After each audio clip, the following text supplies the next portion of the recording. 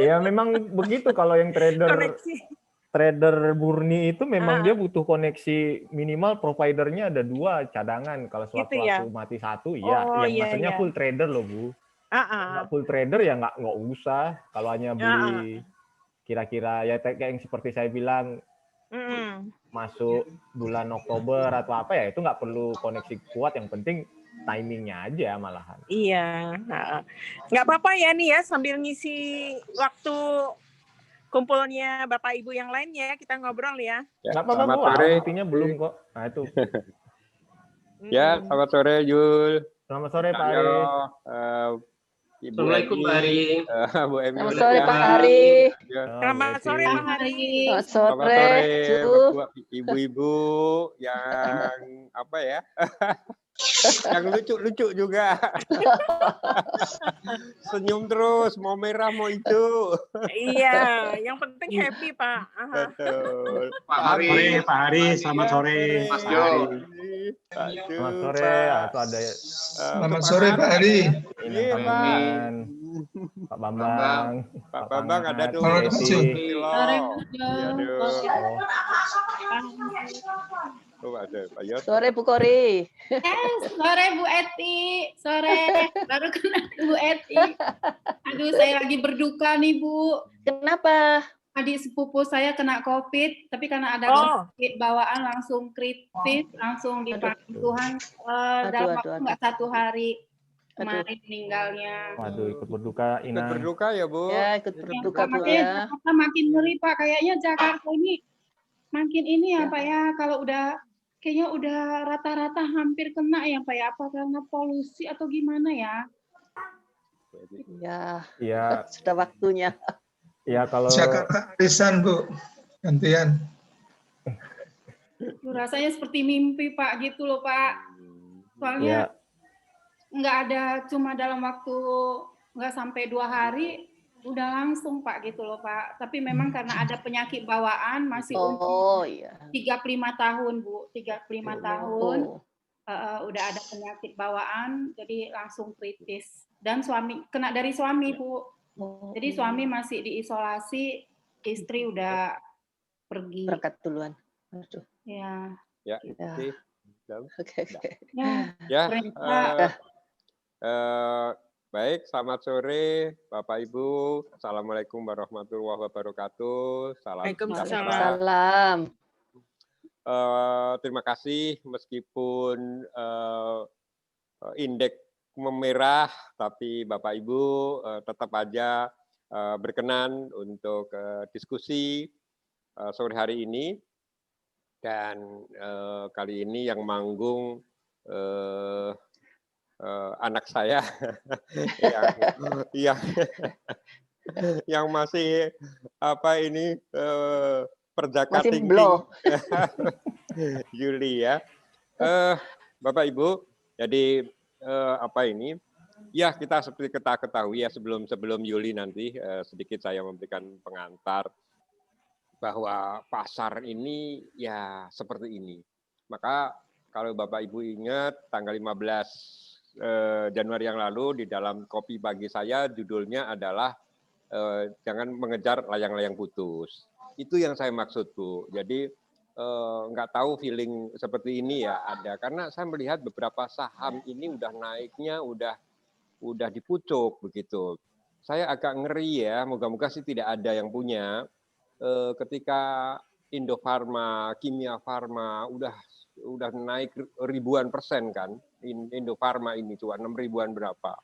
Itu saya sih tidak bisa melarang, tetapi menurut saya dan barangkali Pak Hasan ya yang dalam hal ini berpegang pada fundamental itu sudah over sekali Bu. Dari sisi price earning ratio maupun dari book value-nya itu sudah terlalu tinggi. Jadi pendekatan memilih saham itu kan ada fundamental, prospek dan technical kan juga trading, bandarmologi. Jadi ada beberapa pendekatan-pendekatan di dalam analisis saham itu. Nah, saya melihat dari sisi fundamental itu memang udah terlalu tinggi. Ya, jadi saya pun nggak berani ya ketika bisa. Bayangkan kalau kita mengejar layang-layang putus, istilah saya, orang membeli di 6.100 atau ya itu 5 hari loh dengan sampai saat ini ya auto reject terus. 5 kali 7 berarti 35%. Dan itu langsung. Bayangkan ada nasabah juga yang membeli masih untung sih sebetulnya, dia beli di sekitar 4.000-an, tetapi kita mau jual aja sekarang susah. Karena apa? Begitu dibuka auto reject, begitu kan? Jadi ke bawahnya itu terlalu cepat gitu. Itu yang menjadikan susah untuk menjual. Indofarma, Kimia Farma, Papros, ya jadi itu begitu cepatnya ya. Dan beberapa saham aneka tambang misalnya dulu kita pernah guyon bersama, wah sampai ini naiknya seberapa ini, sampai kita sendiri itu sebenarnya logika kita sudah sama. Logika kita sudah sama ketika melihat aneka tambang yang udah tinggi banget begitu, ya tins gitu, sampai ya saya lihat di grup begitu ini sampai berapa gitu ya, naik terus gitu. Nah, ya itu feeling kita udah sama sebetulnya, bahwa kita menganggap bahwa itu sudah tinggi gitu, sehingga jual kan semua, Pak Hasan jual, Pak Gustaf jual, itu sampai ada yang habis kan stok Antam, itu sudah benar gitu. Sehingga apa yang terjadi sekarang kan anti klimaks kan, turun seperti itu. Nah, jadi jangan bertanya lagi kenapa sekarang turun. Ya karena naiknya udah terlalu tinggi banget gitu ya. Tinggi banget. Sampai kapan ya kita tidak tahu. Dan inilah pentingnya misalnya Anda juga aliran teknikal pun, kalau sudah ke teknikal ya, kalau parameternya itu harus lakukan cut loss atau jual ya harus berani gitu ya. Itu kalau menganut teknikal. Saya kira nanti Yuli yang akan menjelaskan, ada di sini ada Dik Cahyo juga. Silakan berdiskusi dari sisi teknikal misalnya. Jadi saya hanya ya berdasarkan pengalaman ya bahwa ini memang sudah saatnya untuk koreksi. Bahkan kemarin kan Coach Kopi Pagi saya bilang indeks rawan koreksi. Judulnya begitu sudah. Nah, tetapi kemarin itu ketolong dengan Unilever, SMGR, Astra yang naik ya, dan saham-saham tersebut punya bobot tinggi terhadap IHSG. Sehingga ketika mau turun kan sudah sempat merah, naik pada akhir-akhir session itu menjadi naik lagi indeks harga saham gabungan, dan hari ini turun lebih dari 1%. Namun apapun saya berharap ya moga-moga sih tidak tembus 6.300, tadi 6.321. Kalau ditanya kenapa, jawabannya pasti macam-macam ya. Kalau saya melihat tadi ya memang pernyataan Bu Sri Mulyani ya, bahwa baru akan ada recovery itu semester 2 ya, 2021. Ya memang kita masih harus menunggu. Tapi itu kan pernyataan Bu Menteri ya, apakah itu seperti itu antara lain ya kenapa IHSG ini turun. Ya, jadi intinya bahwa IHSG maupun harga saham itu tidak seperti garis lurus. Ini beberapa kali saya sampaikan, tidak akan naik terus, pasti ada gelombang-gelombang. Dan inilah salah satu gelombang yang cukup besar ya penurunannya tadi yang saya heran yang belum ketemu nih, beberapa BUMN itu sampai seragam gitu ya, auto reject gitu. Aneka tambang timah itu turunnya BUMN ini banget gitu, terasa banget ya dibandingkan dengan yang lain. Waktu itu tapi sama, waktu itu kita juga melihat BUMN naik signifikan. Ya. Jadi inilah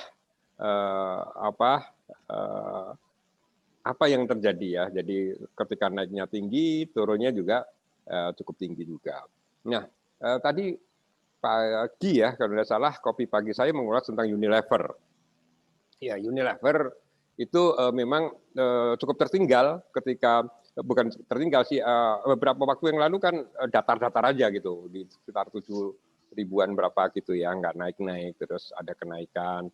Ya itu IHSG itu kadang tidak, dia mempengaruhi IHSG tapi tidak terpengaruh IHSG. Tidak itu seperti sekarang ya, contoh merah, mereka tetap aja hijau begitu. Karena memang itulah karakter dari Unilever. Saya tadi memprediksi bisa lebih 8.000 dan saya laku ya ketika udah parameternya 8.000, saya sedikit 1 poin di bawah 8.000. Saya 7975 ya kita saya jual. Ya, jadi ya sudah, nanti kita akan ambil lagi kapan saatnya. Nah, berkaitan dengan apakah ini saatnya beli, gitu.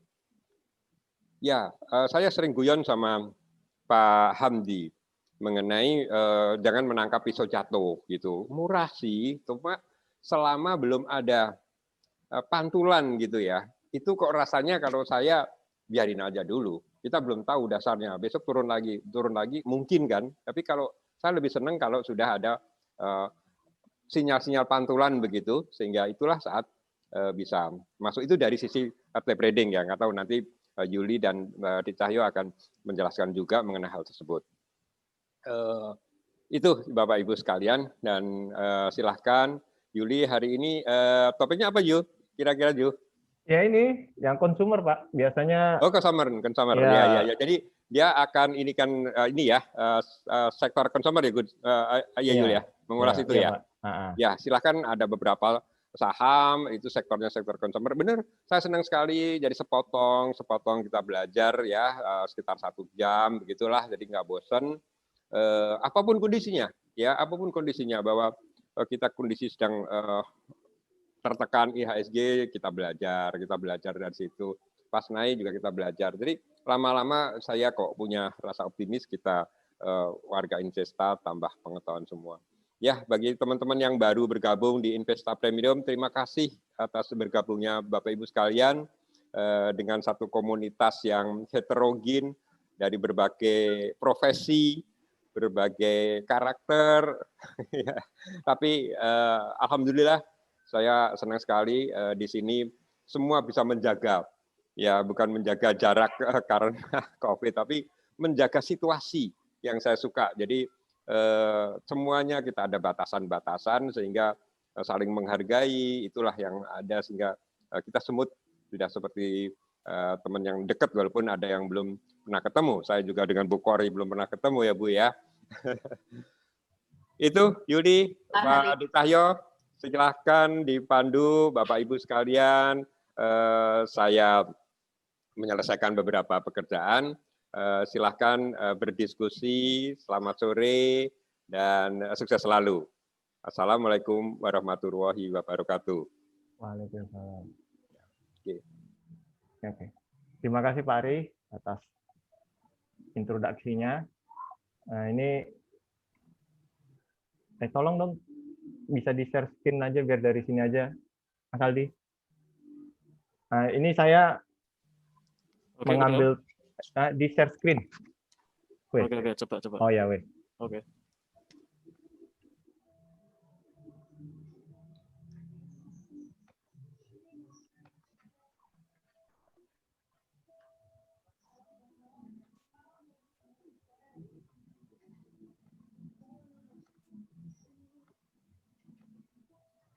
Nah, ini alasan saya untuk mengambil sektor konsumer ini karena biasanya kalau nanti IHSG itu sudah habis untuk tenaga ke atas, ya ini kan kemarin ceritanya kan kalau menyambung yang bulan lalu yang saya ngomong bahwa habis Windows dressing itu akan diikuti sama January effect, dan sepertinya kalau ikut tahun lalu memang jatah-jatahnya puncak itu memang selalu di minggu kedua bulan Januari, habis itu turun terus kemudian bisa naik nanti bulan Februari lagi kalau ada berita pembagian dividen, semua laporan keuangan keluar, habis itu memang nanti turun mulai dari bulan Mei. Nah, biasanya IHSG itu tidak turun seperti garis lurus seperti Pak Ari bilang tadi, biasanya ada sektor yang jadi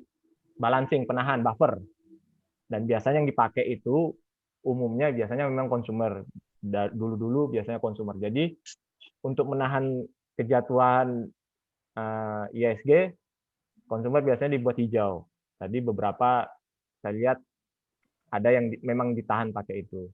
Nah, ini makanya saya untuk minggu ini saya coba mengambil ini yang kira-kira memang sudah di dasar, dan kalau memang nanti jadi ya istilahnya turun, jadi ISG-nya mulai koreksi, ya ini nanti kita bisa jadi sektor yang jadi balancing-nya.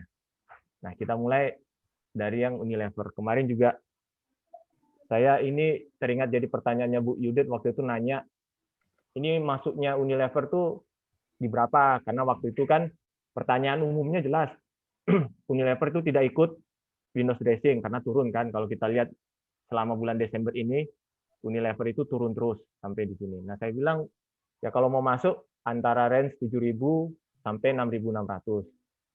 Dan benar, memang masuk, dan benar kemarin mantul, walaupun memang dipakai beritanya itu untuk distribusi vaksin. Ya ini memang seperti tadi juga Pak Gustaf bicara di WA, memang kalau hanya distribusi itu tidak akan menambah terlalu banyak keuntungan Unilever karena hanya distribusi. Kecuali kalau nanti Unilever ikut pengadaan. Tapi rasanya ini nanti ikut juga imbasnya Kalbe Farma yang tapi saya bahas di belakang.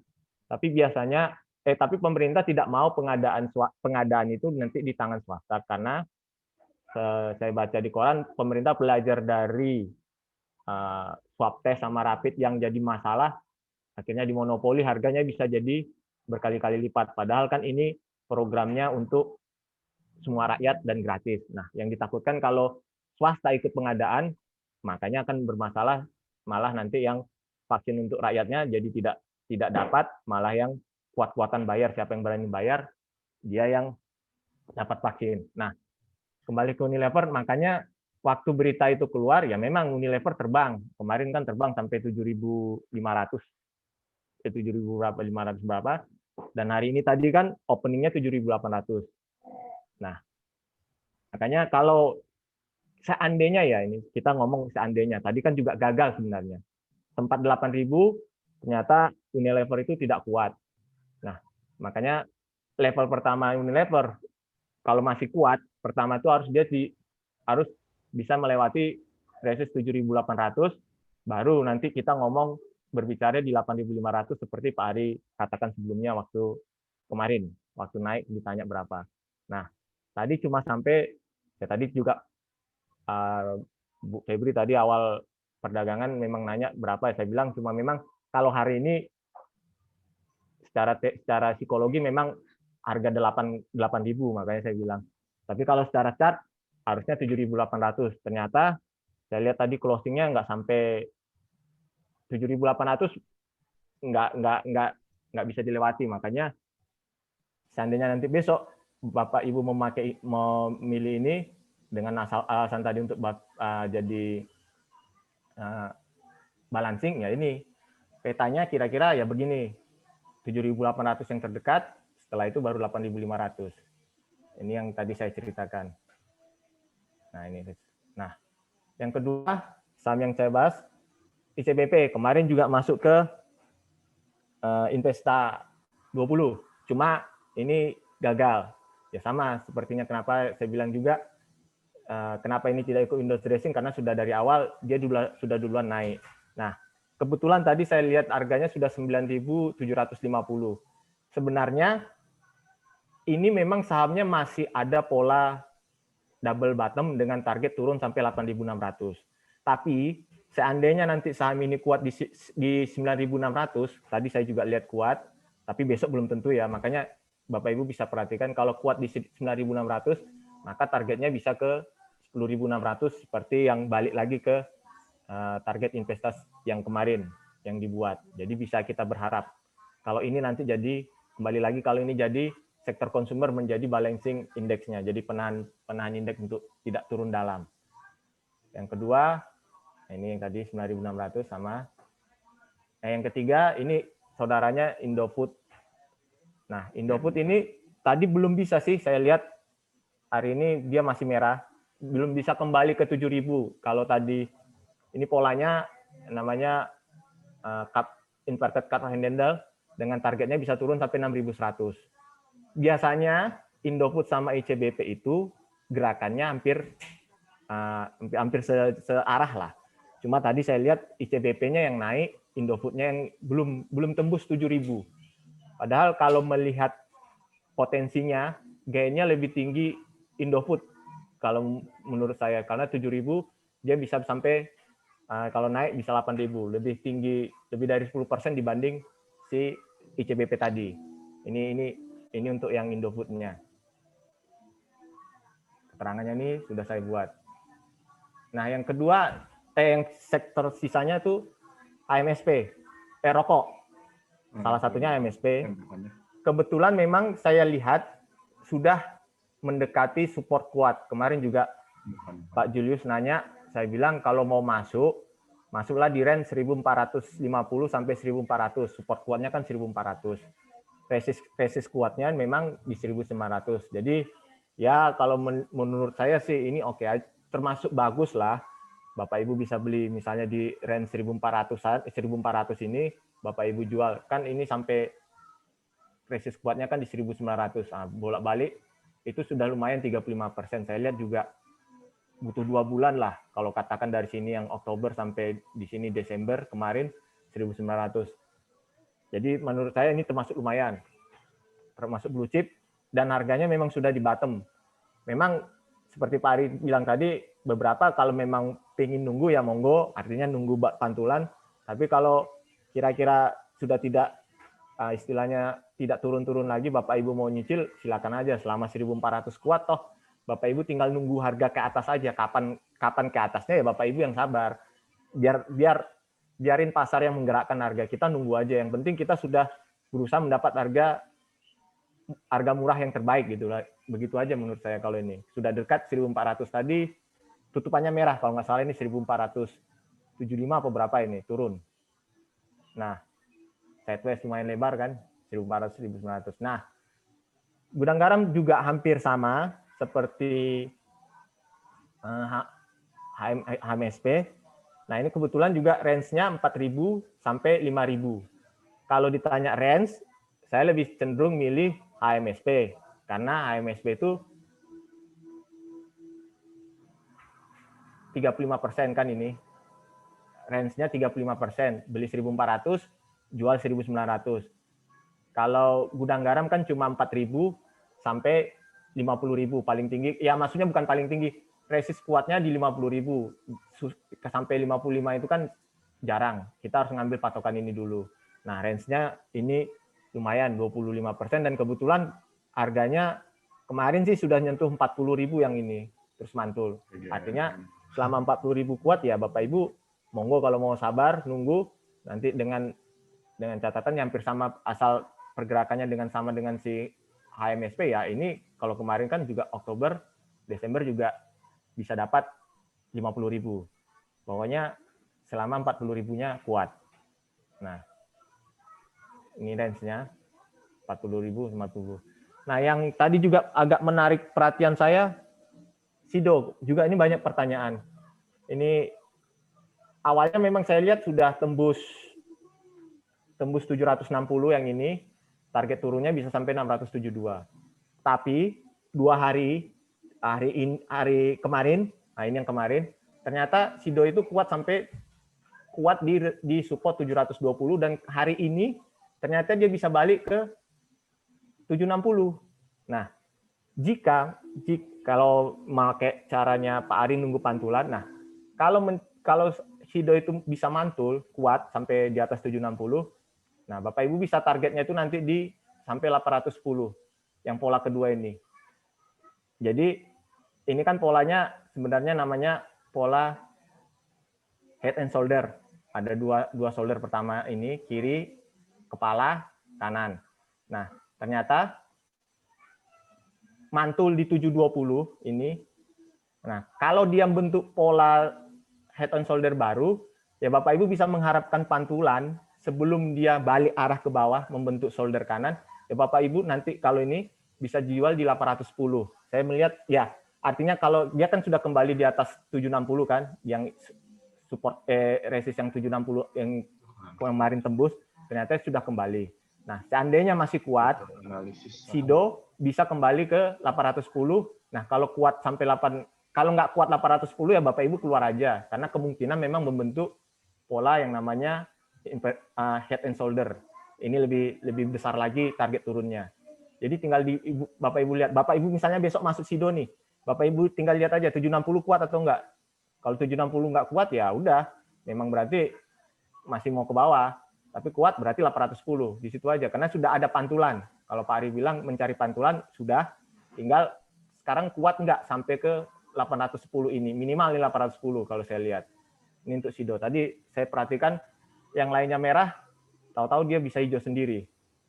Mana tahu memang dia sudah jadi ya tadi termasuk saham yang balancing yang hijau biasanya pada waktu IHSG merah. Ini saya keterangan tadi sudah. Nah, ini yang terakhir sebenarnya. Ya ini terakhir agak fenomenal waktu awal, yaitu saya cerita sama seperti yang awal tadi tentang Unilever bahwa ketika dia didistribusikan ketika Kalbe dapat berita bahwa dia ikut bagian distribusi, melonjaklah harganya sehingga nyaris waktu itu sampai 2000 lebih, sampai hampir 2000 ya. Hampirnya 2000 dan itu istilahnya dia sudah break resist 1600, 1700 yang merupakan pola inverted head and shoulder. Targetnya memang tinggi 2400, tapi yaitu kembali tadi yang saya cerita awal bahwa karena yang swasta itu digandeng cuma distribusinya saja. Kalau distribusi kan cuma ya pemerintah yang beli barang, swasta yang disuruh ngirim barang, bukan pengadaannya. Nah, kalau pengadaannya barulah Kalbe ini bisa mendapat keuntung ya. Bapak Ibu bisa bayangkan aja, orang mau beli kok vaksin itu harganya sampai 1 juta tuh saya yakin banyak yang mau beli, langsung beli saat itu juga mau gitu loh. Nah, padahal harga vaksinnya berapa? Nah, sama pemerintah dibikin gratis. Nah, itu yang kemarin sepertinya dijaga pemerintah, yang penting vaksin itu jangan sampai dipegang sama swasta. Makanya kemungkinannya orang sudah melihat faktanya bahwa yang Kalbe itu menjadi hanya distributor bukan pengadaan, ya akhirnya kembali ke bawah. Nah, kalau ini tadi saya lihat juga tutupnya di bawah 1.600. Nah, kalau ini memang artinya di bawah 1.600 ya Bapak Ibu tinggal main pola yang seperti ini aja untuk Kalbe. Artinya saya lihat sementara sampai yang kemarin dari bulan Mei, kan ini sudah kita cerita kemarin yang ini duluan terbang, April sampai Mei dia sudah terbang duluan. Nah, harganya cuma saya lihat support kuatnya 1455, resist kuatnya ya di 1625. Cuma main di area itu aja. Ya areanya 11% lah kalau hanya untuk range sideways. Jadi yang sekarang masanya Bapak Ibu tidak bisa mengharapkan seperti masa yang Windows dressing yang harganya bisa naik terus. Sekarang kemungkinan lebih banyak sideways. Kalau sideways, makanya saya cenderung untuk Bapak Ibu milih saham yang defensif. Ya seperti saya pilih yang sektor consumer ini. Modelnya memang sideways tapi range-nya lebar, lumayan lah. Kalau hanya tadi yang saya bilang ini seperti ini misalnya kayak Kalbe ya 11% bisa hanya untuk sekitar ya kalau pas 1455 jual di 1625. Ini yang saya bilang tadi Kalbe. Oke. Untuk sementara itu dulu. Jadi silakan kalau Bapak Ibu ada pertanyaan di luar konsumer juga monggo. Ini saya karena tadi ambil topiknya untuk konsumer yang kebetulan tadi yang saya bilang seandainya IHSG itu mengalami koreksi, biasanya yang jadi buffer yaitu saham konsumer. Monggo Bapak Ibu. Ya, terima kasih Om Juli atas pemaparannya mengenai saham sektor consumer good. Silakan Bapak Ibu untuk bisa bertanya mengenai untuk yang utamanya mengenai saham sektor consumer good atau bisa juga dengan tema-tema yang lain seperti itu ya Om ya. Ya, karena silakan Bapak Ibu bisa open mic atau bisa lewat via chat juga bisa. Silakan.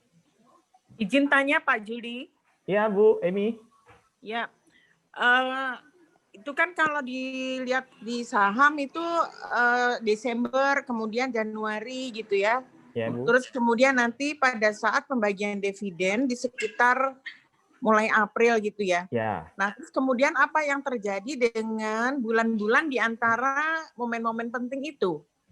Apakah apa yang terjadi? Terus kemudian strategi kita, apakah kita beli aja yang sahamnya all time high atau gimana?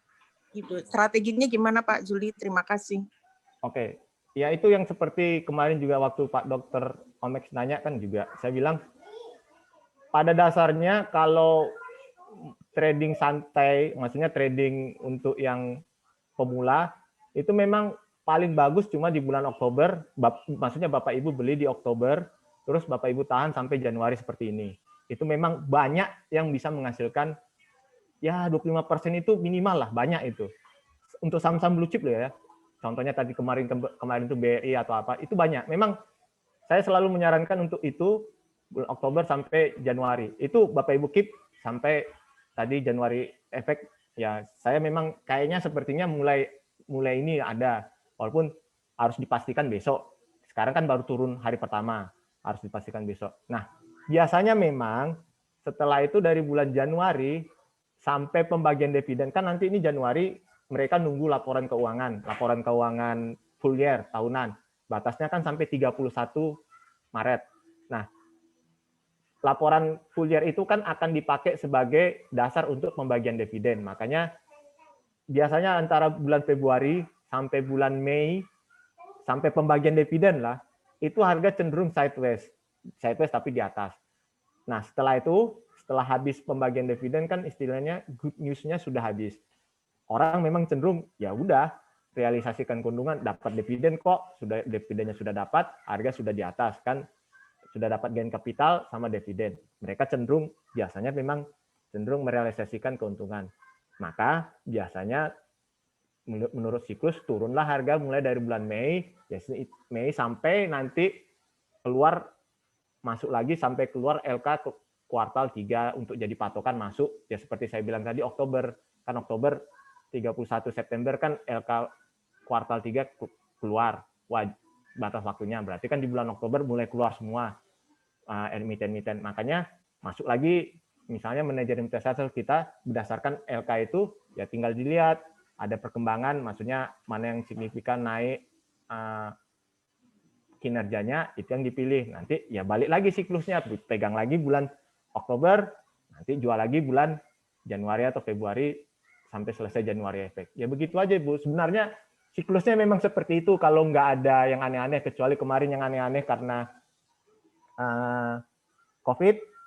Makanya saya bilang waktu seperti di Zoom sebelumnya bahwa harga bulan Maret itu langsung terjun bebas. Biasanya belum terjun bebas, tapi karena Presiden waktu itu mengumumkan bahwa Indonesia sudah ada kasus COVID, ya sudah terjun bebas lah sampai hanya sebulan tapi kan Maret sampai akhir Maret loh itu Bu. Habis itu naik malahan. Nah, makanya itu kalau menurut saya sepanjang pengetahuan saya seperti itulah siklus yang saya lihat sampai saat ini Bu. Begitu Bu Emi. Makasih Pak. Makasih Bang Joli. Ya Bu. Ya, terima kasih Om Jo. Selanjutnya ini ada pertanyaan dari chat Pak Bambang Susilo. Untuk Java dan Main gimana Pak? Java dan Main. Oh Java sebentar, makanya. Poultry.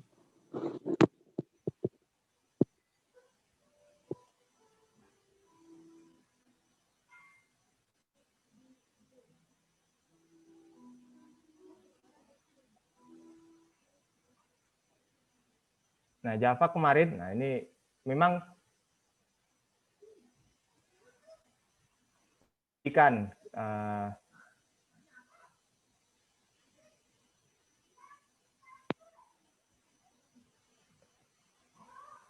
kemarin memang menjanjikan waktu tembus 1.700 Pak Bambang. Jadi kalau ini tembus seandainya ya, ini cerita kemarin seandainya kuat. Nah ini memang targetnya lumayan tinggi. Sampai kita bisa berharap harganya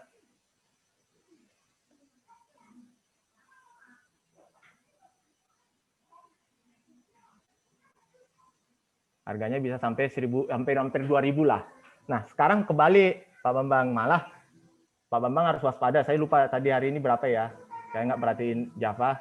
Nah, sekarang kebalik. Karena sudah membentuk 2 top, double top, malah hati-hati kalau nanti harganya tidak bisa bertahan di 1.400. Ini kan 1.410. Ini turunnya bisa lumayan dalam. Bisa sampai 1.150.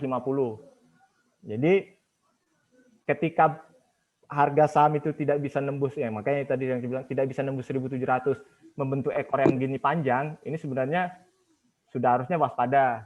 Nah, ditambah ya artinya waspada kalau nggak bisa balik melebihi ini lagi, itu sewaktu-waktu memang bisa turun.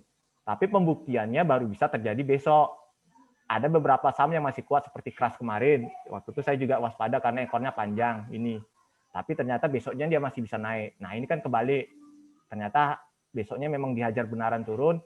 Nah, hati-hatinya, makanya saya bilang hati-hati kalau membentuk, kalau tidak bisa bertahan di 1.700, tidak bisa bertahan di atas 1.400, hati-hati bisa sampai 1.000, nanti turunnya bisa sampai 1.100. Ini untuk Java. Biasanya sih hampir sama bentuknya saham Polytron ini. Main juga sama, Pak. Hampir sama. Jadi kan sama-sama nggak bisa tembus. Ini nggak bisa tembus berapa ini? 900 ya. Tidak bisa bertahan di 900, turun. Ini hari ini belum diupdate. Nah, sama aja Pak. Kalau Bapak ini sama aja 700. Kalau nggak bisa bertahan di 700, ya hati-hati bisa turun sampai 900, 700, 500. Selisihnya kan 200. Bisa turun sampai 500 ini. Nah.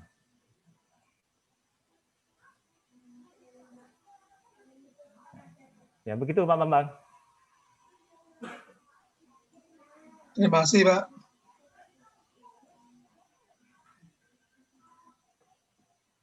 Ya, thank you Om Juli. Selanjutnya dari Bu Kori. Mas, bagaimana dengan saham Wood hari ini? Sudah hijau, Mas. Targetnya berapa ya? Enggak, Wood kemarin itu ikut itu ya? Ikut saham. Enggak, di Investa 20 nah. Ada. Wood.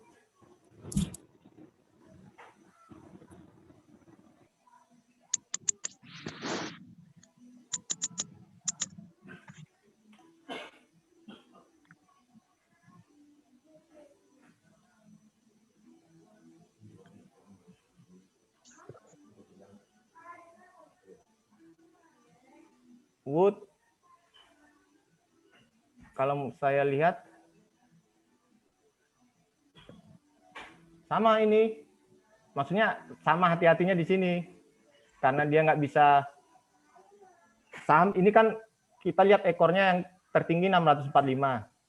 Kalau saham itu tidak bisa, ini memang melewati, tapi biasanya lebih bagus kalau bisa closing di atas ini. Kalau tidak bisa melewati ini nanti 645, hari ini saya lupa berapa. Nah, kalau 45 Jul. Berapa? 45 Jul. 45. Ya, pas ya. Ekornya juga bikin high juga Jul. Oh ya, makanya seperti yang ini juga berarti ekornya 14 Januari. Lebih tinggi lagi. Ya, tapi maksudnya lebih panjang ekor kan? Bodinya juga panjang sih. Kalau bodi panjang nggak masalah. Nggak bisa disebut pin bar, nggak bisa. Nah, saya takutnya seperti ini karena yang tanggal 14 Januari kan panjang. Melewati ini tapi gagal closing di atas. Makanya kalau ini bisa ya udah. Lanjutannya ini 700 ini. Sampai 700 seandainya 645. Ini kan selanjutnya kan di sini resistnya. Begitu Inang. Makasih Mas Jo. Ya. Ya, terima kasih Om Suli, terima kasih Inang. Selanjutnya dari Pak H001 ini. Mas Jo, tolong saham CPO bagaimana? Apakah layak dikolek atau enggak ya? Keseluruhan ya, berarti Om. CPO biasanya komoditas tuh Pak Hasan sebentar. Saya soalnya ya kelemahan saham CPO itu memprediksi harga komoditasnya itu loh. kadang kita udah bagus, tapi tiba-tiba harga komoditas turun, ya mengikuti semua. Nah ini kemarin turun ya, hari ini saya belum cek, cuma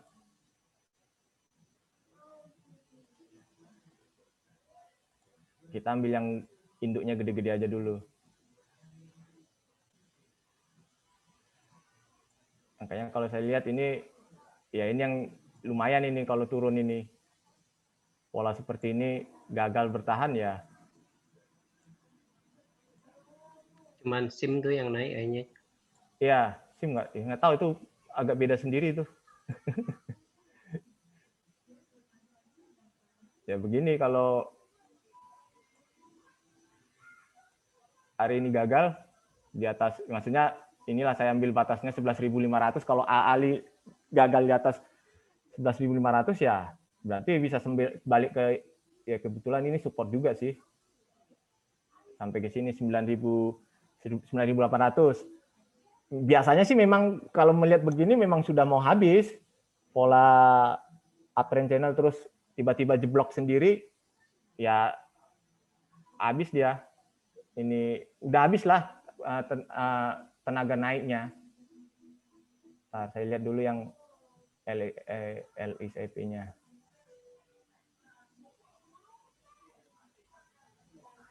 Hampir sama juga sih. Udah tembus. Kalau LICP masih, ini bentuknya karena saya lihat lebih cenderung ini double top. Ini kan gagal terus nih. Nah, makanya saya cenderung ini double top ya. Sebenarnya lebih gampang diikuti LICP karena bentuknya double topnya ini. Ya udah. Kalau ini ya biasanya sih saya kalau bentuk ada double top ini, saya biasanya make Fibo dulu. Paling aman kalau istilahnya mau masuk lagi, saya anjurkan 1.100 kalau bentuk seperti ini, kecuali ya tadi tembus lagi 1.400, bisa kuat 1.500 monggo. Tapi kalau mau nunggu 1.100 di Fibo 38,2. Itu dulu kalau untuk saham CPO, kalau menurut saya dua ini aja. Gitu, Pak. Ya, thank you, Om. Selanjutnya Selanjutnya Pak Joko, ini sama dengan Bu Kori ya tentang wood ya. Ya. Langsung saja ke Bu Belinda. Tolong tanya untuk Antam, keras, BPKP, mana yang dibuang dulu daripada tambah turun. Jadi Bu Belinda sudah punya ini, Om. Antam, keras, BPKP. Ya, itu yang seperti tadi Pak Ari bilang, saya juga selalu wanti-wanti juga. Maksudnya gini, ini kan gini loh, makanya kadang harus ada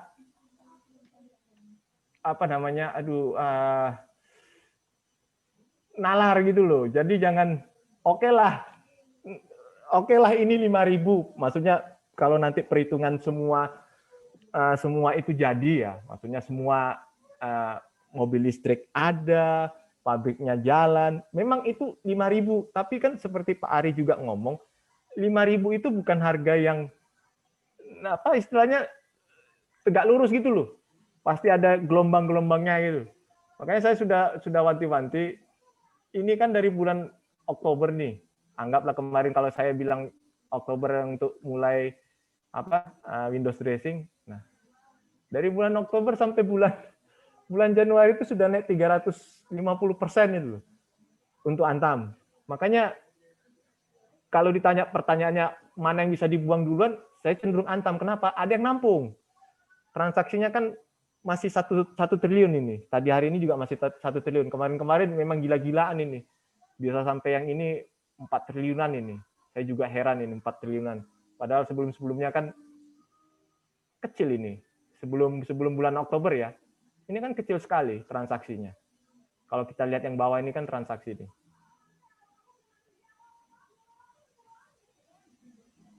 Ini kan ini volume. Nah, sebelum bulan Oktober itu kecil sekali. Mendadak nanti setelah Oktober, nah ini triliunan, hampir tiap hari nyaris triliunan ini. Nah, kalau sudah masuk nanti di masa yang seperti ini, memang pasti kesulitan buang barang. Contohnya yang sudah kesulitan itu ya tadi KF, INAF, IRA. Itu IRA 2 miliar aja sudah balik jadi ARB. Padahal kemarin-kemarin waktu digoreng-goreng bisa 100 miliar itu sehari. Nah, BPKB juga begitu. Makanya kalau ditanya yang paling bisa duluan dibuang, itu pasti Antam. Karena transaksinya 1 triliun, berarti masih ada yang mau nampung ARB, nggak langsung ARB gitu. Beda dengan tadi KF, bukaan pertama tuh langsung auto reject kanan, auto reject bawah, nggak ada lagi yang mau beli gitu. Itu kalau menurut saya seperti itu, Bu. Urutan pertama yang jelas tadi Antam, apalagi BPKB itu yang termasuk paling sulit itu. Karena dalam keadaan normal yang megang transaksi hariannya kecil itu. Gitu, Bu. Ya, makasih ya Mas ya. Ya. Selanjutnya Pak Stanley Milikan ya Pak ya, Pak Stanley ya Pak. Pak mau tanya kalau saham-saham tambang seperti Antam, ITMG, TINS, Inco, untuk prospeknya bagaimana ya Pak ini Pak? Maksudnya? Prospek dari Antam, ITMG, TINS, dan Inco. Ya sama seperti kemarin yang dijelasin sama Pak Hasan, bahwa Indonesia untuk nikel jelas, dia sebagai produsen terbesar. Dan juga kan kemarin efeknya luar biasa ketika Pak D. Jokowi melarang biji nikel kan memang Eropa langsung marah kan. Nah, kalau ditanya prospek jelas. Cuma itu tadi, cara menilai prospek itu kalau saya nalar, maksudnya akal pikiran itu yang wajar gitu loh.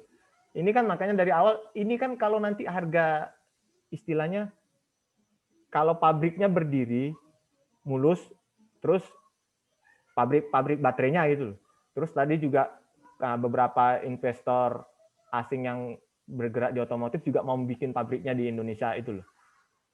Boleh langsung, maksudnya boleh berpikir seperti itu, tapi kan menurut saya janganlah kita membeli harga masa depan di sekarang gitu loh.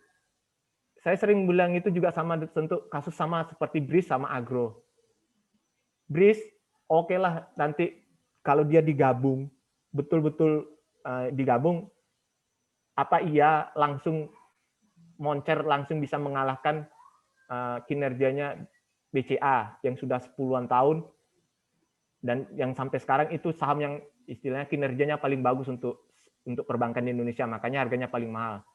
Nah, makanya saya selalu bilang kalau ada saham perbankan melebihi harganya si BCA, di mana BCA ini asetnya termasuk gede, mungkin nomor 1, kalau nggak nomor 1, nomor 2 di bawah Mandiri atau BRI, ada perusahaan perbankan lain nilai valuasinya PBV ya, price book value-nya lebih gede dari BCA, ya sama pernya lebih mahal daripada BCA, itu kan rasanya nggak mungkin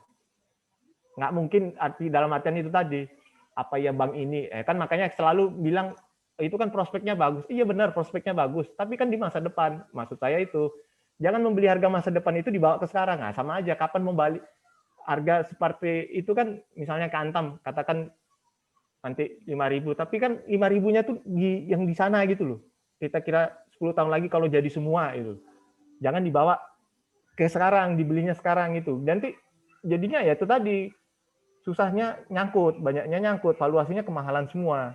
Itu untuk kasus yang Antam. Kalau yang ITMG kemarin batu bara, oke lah. Memang seperti Pak Hasan bilang dulu waktu prospek saham komoditas di pertemuan terakhir, dan memang beliau bilang bahwa ada istilahnya kelahi antara Cina sama Australia sehingga Cina memban produknya memban produknya batu bara dari Australia sehingga Cina mengambil kekosongannya itu dari Indonesia. Nah, itu yang membuat kemarin tiba-tiba saham komoditas di akhir tahun pada terbang semua, komoditas batu bara pada terbang semua. Ya memang selama itu juga tadi kemarin Pak Hasan bilang ya, prospeknya selama ekonomi itu bergerak, tumbuh, pasti membutuhkan energi.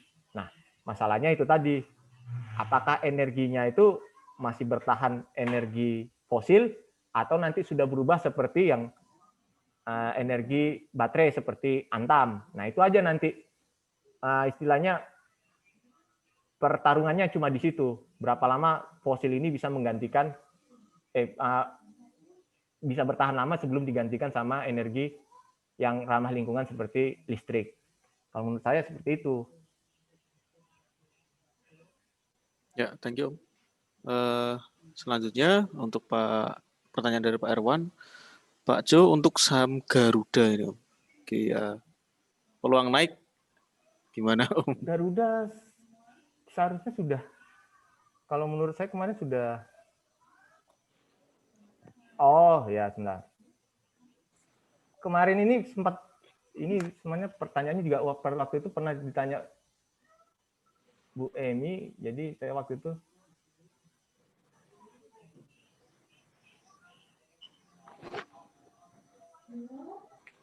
itu udah bilang ini kayaknya sudah sampai target deh. Sudah sampai targetnya yang pola triangle ini.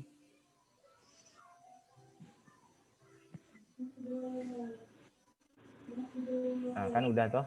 Nah, di hampir 450 waktu itu saya bilang. Nah, masalahnya begini.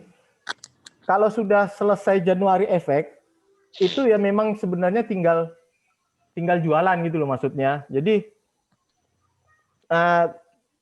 kemarin kalau naiknya, ini kan naiknya juga termasuk gila-gilaan ya, maksudnya tinggi lah. Kan sampai 100% kan kalau kita ambil dari Oktober, selalu saya ngambilnya Oktober karena itu siklusnya Windows Dressing. Maksudnya ya itu tadi, beberapa kalau mau apa memang sebenarnya ini kayak begini sudah gagal di atas MA20 2 kali ini. Harusnya memang tidak bisa lagi, ya bukan tidak bisa, sudah sulit lah yang ini. Memang cenderung turun karena juga saya bilang ya itu tadi, kalau sudah melewati Januari efek, saham-saham itu akan cenderung turun, nanti biasanya sampai nunggu laporan keuangan full year. Kalau ini turun malah melihat polanya ini, saya takutnya ini, saya lupa hari ini berapa, kan ini belum ada, ya ini nanti dilihat. Seandainya nggak kuat di atas 300, ini kan pola head and shoulder. Sambil belajar pola ya, Bapak Ibu. Jadi nanti biar enggak. Nah, ini kan shoulder kanan, shoulder kiri ini kepalanya. Ini shoulder kanan. Nah, ini saya nggak tahu berapa hari ini. Nah, nanti tinggal dilihat. 388. Iya. Nah, ya udah. Kalau enggak bisa berbalik ke 420, saya lebih cenderung jual aja. 420 yang resistnya di sini. Misalnya kalau nggak bisa 420 yang ini, mending dijual, karena kalau di bawah 380, ya targetnya bisa ini, 270. Ya, saya melihat ini selama nggak kuat di atas MA20. Begitu, Pak.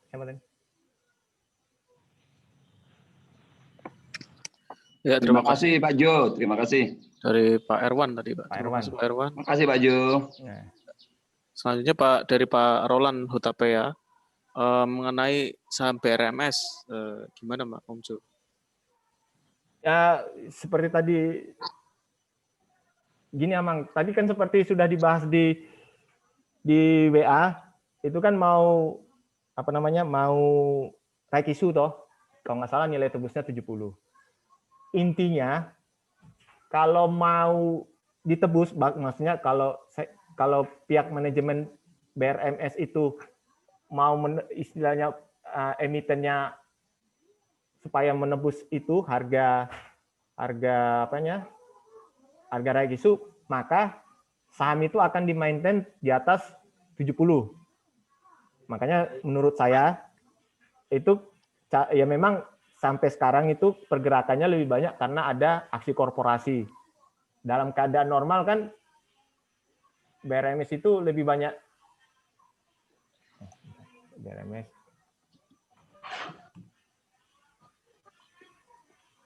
Nah, BRMS itu kan lebih banyak ini, tidur ini di 50. Nah, kan baru mulai 77 Agustus kemarin. Baru ada pergerakan. Nah, ini.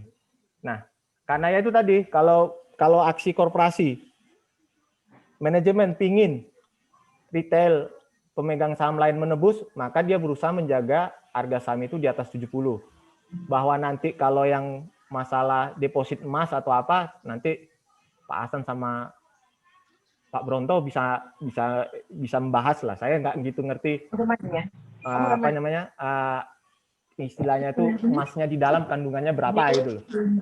Nah, ini kan kalau saat ini saya lebih cenderung karena ada aksi koperasi mau naik isu. Itu aja menurut saya, Amang.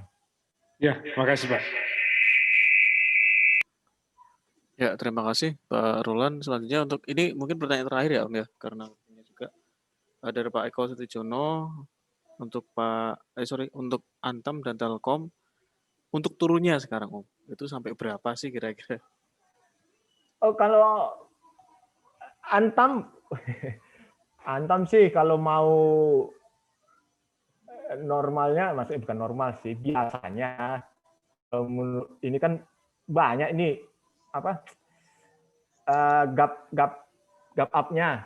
Ya pertama pasti ini 2760. Tapi biasanya kalau mau mengharapkan pantulan, mengharapkan istilahnya cuma mantul terus kita beli, ya kira-kira pokoknya kalau saya sih merhatikan di ini dulu, biasanya MA20 dia 2300 2350 lah. Ini tinggal lihat ini bergeraknya kemana, sampai besok berapa, bisa jadi 2500 atau apa.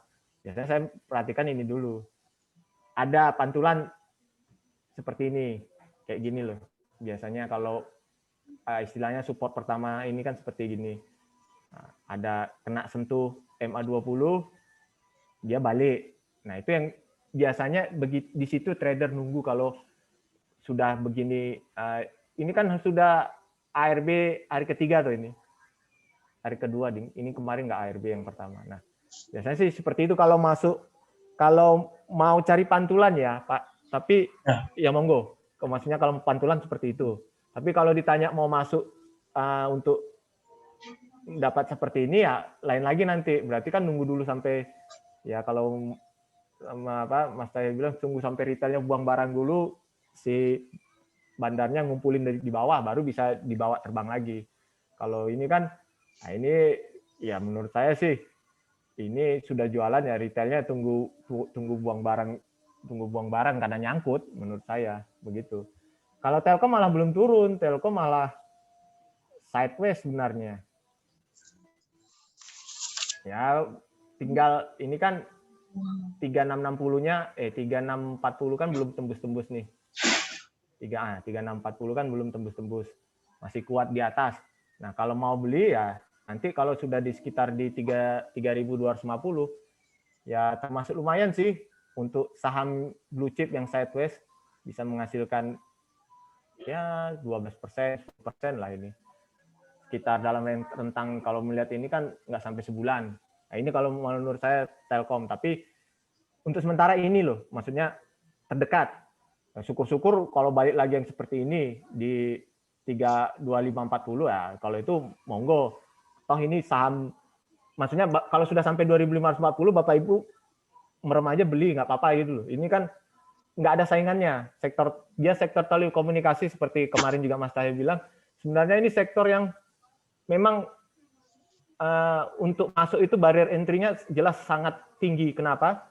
Ini kan sektor yang modalnya tinggi, harus masuk kan modalnya tinggi dan harus mengikuti teknologi. Sekarang sudah 5G. Padahal yang 4G-nya kemarin, 4G-nya aja belum tentu balik modal, tapi sudah harus memaksa 5G. Makanya saya bilang pemain baru masuk ke sektor telekomunikasi itu nggak ada, nggak semua mampu gitu loh mengikuti ini. Makanya beberapa kan malah merger kan, karena memang nggak kuat, modalnya memang betul-betul tinggi. Nah makanya maksud saya, toh ini sudah pemain nomor 1 nggak ada, tinggal lawannya nanti Indosat sama Excel itu pun udah sepertinya kalau nggak ada aksi koperasi merger rasanya sih mereka ngos-ngosan juga melawan Telkom untuk ini, apalagi nanti teknologi 5G yang bisa punya modal gede kan Telkom. Itu aja kalau menurut saya, Pak. Terima kasih Pak Jo. Ya, baik, terima kasih Bapak Ibu sekalian.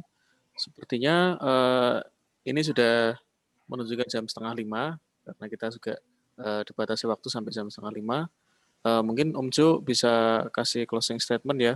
Sebelum itu, Bapak Ibu, ini sudah kami rekam, di mana besok kita akan upload ke YouTube dan juga linknya nanti sifatnya tidak publik, jadi hanya Bapak Ibu sekalian yang bisa mendengar dan menyaksikan kembali ulasan ini. Dari saya cukup, terima kasih. Selanjutnya saya serahkan kepada Om Juli. Silakan Om. Oh ya, kalau saya ngulang seperti Pak Ari tadi,